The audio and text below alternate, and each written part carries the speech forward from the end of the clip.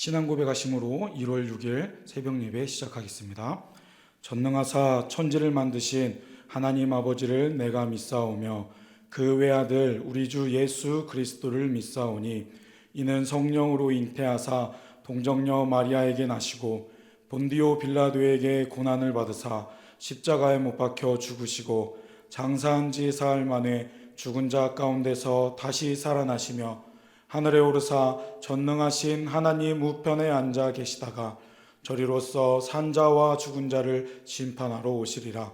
성령을 믿사오며 거룩한 공회와 성도가 서로 교통하는 것과 죄를 사하여 주시는 것과 몸이 다시 사는 것과 영원히 사는 것을 믿사옵나이다. 아멘. 찬송가 96장 같이 부르시겠습니다.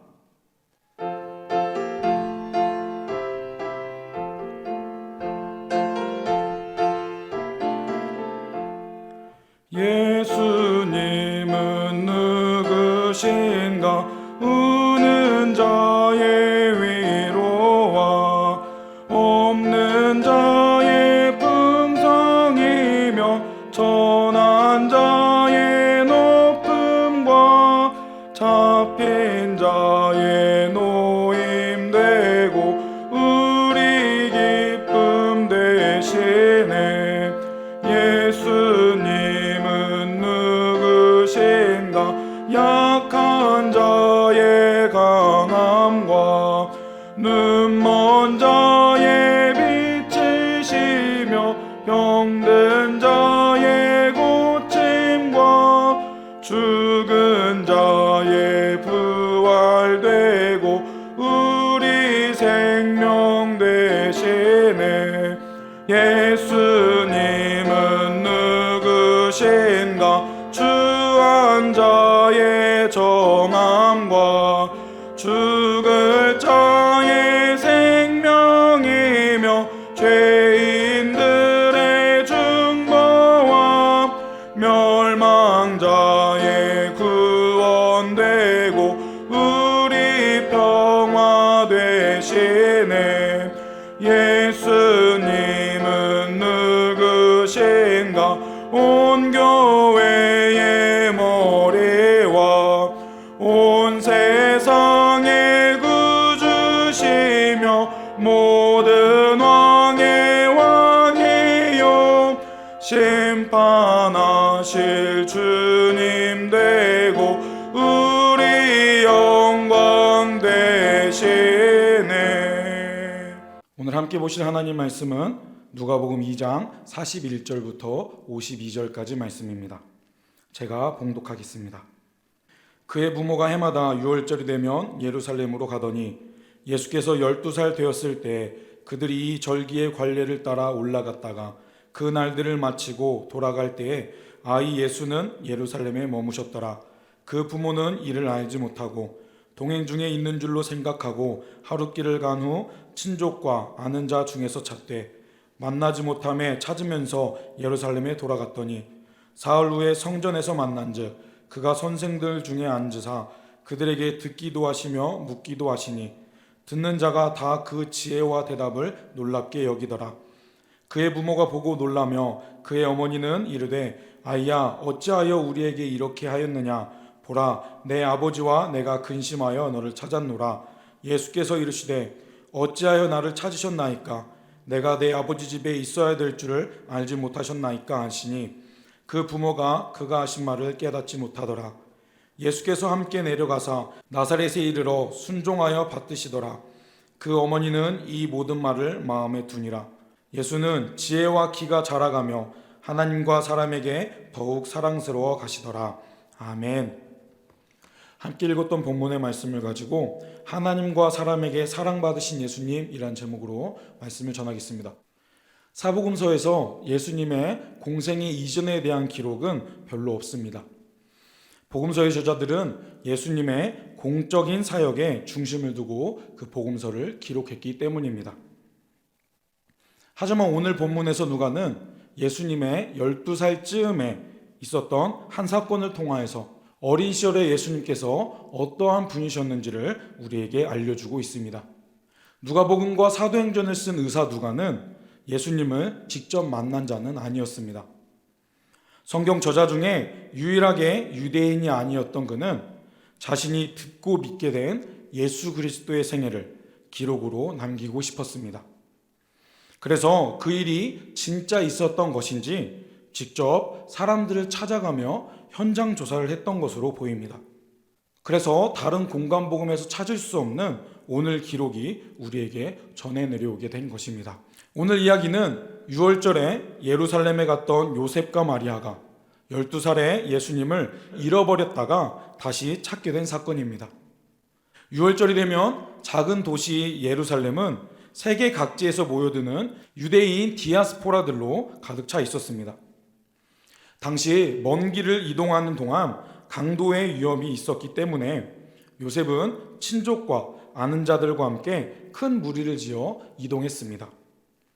그리고 당시 예수님이 12세나 되셨으니 예수님의 동생들도 함께 이동했다며 요셉과 마리아는 더욱 정신이 없었을 것입니다. 그 이후 일주일의 6월절 절기가 마치고 이것저것 챙겨서 돌아오는 길에 그들은 하룻길을 간 다음에서야 예수님을 예루살렘에 두고 왔다는 사실을 깨닫게 됩니다. 그리고 다시 돌아가 사흘 만에 성전에 앉아 계신 예수님을 찾게 됩니다. 그런데 요셉과 마리아의 걱정과 달리 예수님은 성전에서 선생들과 함께 토론을 하고 계셨습니다. 그리고 듣는 자가 다 그 지혜와 대답에 놀랍게 여겼습니다. 예수님은 학생의 위치에서 유대인 선생들과 대화한 것이 아니었습니다. 나이는 어리셨지만 그 지혜가 충만하셔서 듣는 이들이 놀랄 정도의 깊이를 가지고 계셨습니다. 예수님은 지혜의 사람이셨습니다. 비록 나이는 어리셨지만 성전에서 예수님과 대화했던 교사들은 예수님의 지혜와 대답을 보고 놀랐습니다. 단순히 영특한 아이가 아니라 하나님의 지혜가 머물러 하늘의 지혜를 가지신 메시아이셨습니다. 예수님은 공생애를 시작하시면서 하나님의 지혜를 받으신 게 아니라 어릴 때부터 지혜를 가지고 계셨음을 본문은 우리에게 알려주고 있습니다. 그러한 예수님의 모습을 보고 요셉과 마리아도 깜짝 놀랐습니다. 잃어버린 아이를 찾기 위해 동분서주했던 그 부모의 마음도 모르고 예수님은 너무도 태연하게 성전에 앉아 계셨던 것입니다. 그리고 예수님은 책망하는 마리아에게 내가 내 아버지 집에 있어야 될 줄을 알지 못하셨느냐는 당시 그녀가 이해할 수 없는 말씀을 하셨습니다. 이 말은 예수님이 일생의 부모가 아니라 하나님의 뜻에 순종하는 길을 가신다는 것을 알려주는 것이었습니다. 이 사건 이후 요셉과 마리아는 예수님을 자기 자식이 아니라 하나님의 자식으로 키워야 한다는 현실에 눈을 떴을 것입니다. 그리고 본문은 이후에 예수님께서 육신의 부모에게 순종하시고 지혜와 키가 자라가시며 하나님과 사람에게 사랑받고 자라나셨다고 예수님의 유년기를 정리하고 있습니다. 우리는 예수님을 단순히 하나님의 아들로만 여길 수 있습니다. 하지만 예수님은 100% 사람이셨습니다. 하나님의 아들이자 한 부모의 아들로 모두에게 사랑받는 존재로 성장해 가셨습니다. 인간은 사회적 동물이라는 말이 있습니다. 인간의 옷을 입은 예수님도 마찬가지셨습니다. 예수님이 이 땅에 오심도 우리와 관계를 회복하기 위하심이었기 때문에 건강한 관계를 맺으시며 그렇게 자라나셨던 것입니다. 예수님은 구원자로서 갑자기 하늘에서 뚝 떨어진 분이 아니셨습니다. 예수님은 창조주 하나님과 건강한 관계를 맺고 사랑받으며 자라나셨고 인간인 이웃들과의 관계에서도 사랑의 관계로 자라나셨습니다. 예수님께서 보여주신 사랑은 동일시의 사랑이었습니다. 인간을 사랑하기에 인간이 되어주셨고 인간에게 사랑받고 그 사랑을 실천하는 관계를 맺고 자라나신 것입니다. 이것은 우리가 추구해야 할 모습입니다. 우리의 사랑도 동일시해야 하는 일인 것입니다. 우리도 예수님을 닮아 내가 사랑할 사람과 동일시 여겨야 하는 것입니다. 오늘 하루 내 이웃의 아픔에 같이 눈물 흘리고 내 이웃의 기쁨에 함께 웃음 지을 수 있는 그런 복된 하루가 되시길 바랍니다. 요즘 아동학대 사건이 뜨거운 논쟁 가운데 있습니다. 더 안타까운 것은 그 가해자들이 신실한 기독교인들이고 심지어 목회자 자녀라는 말이 있습니다. 이들의 모습을 통하여서 우리는 많은 것을 생각하게 됩니다. 예수님을 믿는 우리는 과연 어떠한 삶을 살아야 할까요? 예수 믿는 우리는 사랑하는 자가 되어야 하겠습니다. 하나님은 우리가 사랑하는 자가 되기 원하십니다. 사랑받고 사랑하는 우리가 되어야 하는 것입니다. 그리고 우리의 미래 세대가 하나님의 사랑을 경험하도록, 그리고 인간관계에서도 사랑을 경험할 수 있도록 사랑으로 양육해야 하겠습니다. 오늘 하루의 삶 가운데 하나님과 사랑하고 또 이웃과 사랑하는 일을 힘써 감당해내시는 저와 여러분이 되시길 주님의 이름으로 축복합니다.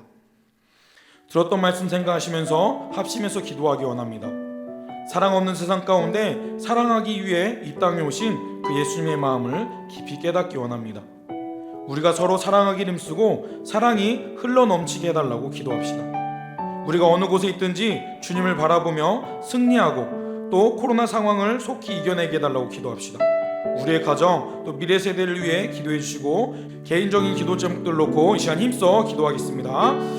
사랑해 주님, 오늘 말씀을 통하여서 하나님께 사랑받고 또 이웃에게 사랑받았던 그 예수님의 모습을 같이 생각해보게 하신 감사합니다.